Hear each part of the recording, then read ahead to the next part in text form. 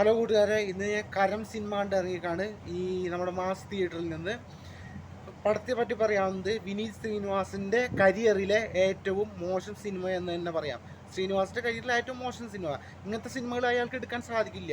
ഒരു Hollywood level making എടുക്കാൻ അയാൾക്ക് പറ്റില്ല. ആ രീതിയിലാണ് ട്രെയിലർ എല്ലാം അപ്രോച്ച് ചെയ്തേക്കുന്നത്.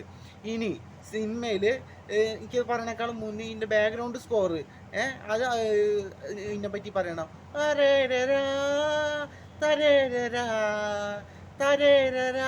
ഇതാണ് അതിൻ്റെ ബാക്ക്ഗ്രൗണ്ട് സ്കോർ.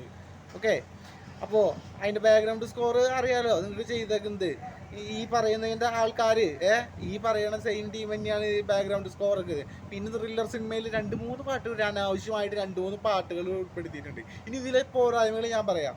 ഇതിലിപ്പോൾ ജോമോൻ ടി ജോൺ എന്ത് പറ്റി, എങ്ങനെയാണ് ഈ പടം ജോമോൻ ടി ജോണൊക്കെ എടുത്തു വെച്ചേക്കുന്നത്?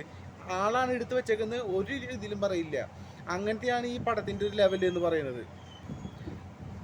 ഇനിയുള്ളത് ഗോപി സുന്ദറിൻ്റെ മ്യൂസിക്, പശ്ചാത്തല സംഗീതം ഗോപി സുന്ദറിൻ്റെ. കുറച്ച് റാപ്പ്, ആറാട്ടിൻ്റെ കുറച്ച് റാപ്പ് ഉണ്ട്. ഇടിയുടെ സമയത്ത് ആറാട്ടിൻ്റെ കുറച്ച് റാപ്പ് കയറി വരും. ഇനി കഥയിലേക്ക് നമുക്ക് ചുരുക്കത്തിൽ കടന്നു കഴിഞ്ഞാൽ, കഥ ഏകദേശം ഇന്ത്യയിലാണ്. ഒരു സ്ട്രൈക്കുമായിട്ട് ഒരു കാര്യങ്ങളൊക്കെ ആയിട്ട് നടന്നിട്ട് ഇതിനെ പുറത്താക്കുന്നു. ആർമിയിൽ നിന്നും പുറത്താക്കി വരുന്ന ആൾ, അയാൾക്കൊരു ഗേൾ ഫ്രണ്ട്. പിന്നീട് കഥ എന്നൊക്കെ നടക്കുന്നത് ചെക്രിപ്പൊളുക്കിലെ ലെനാരി എന്ന് പറയുന്ന സ്ഥലത്താണ്. പിന്നീട് അതുള്ള കഥകൾ അവിടെ വെച്ചിട്ടാണ് കാമുകിയുടെ അടുത്തേക്ക് പോകുന്നതും അവിടെ വെച്ചിട്ടുണ്ടാവുന്നത്.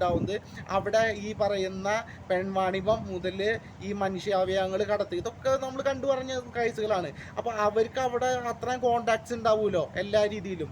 എന്നിട്ടൊന്നും ഇവരെ പിടിക്കാനോ ചേസ് ചെയ്യാനോ ഒന്നും പറ്റുന്നില്ല. പിന്നെ അഭിനയിച്ചതിൽ ബാബുരാജ് അലമ്പ് തമാശകളാണ് കേൾക്കുന്നത്.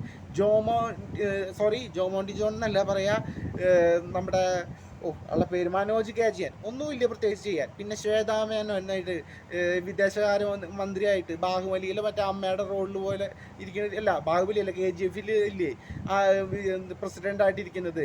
അതേപോലെയുള്ള ഒരു സാരി എടുത്ത് പ്രത്യേകിച്ച് ഒരു കാര്യങ്ങളും ഇല്ല. ആരുടെ രീതിയിലും അഭിനയത്തിലായാലും യാതൊരുവിധ പെർഫെക്ഷനോ കാര്യങ്ങളോ ഇല്ലാതെ ഈ പടം ഒന്നും തിയേറ്ററിൽ ഓടാൻ പോകുന്നില്ല.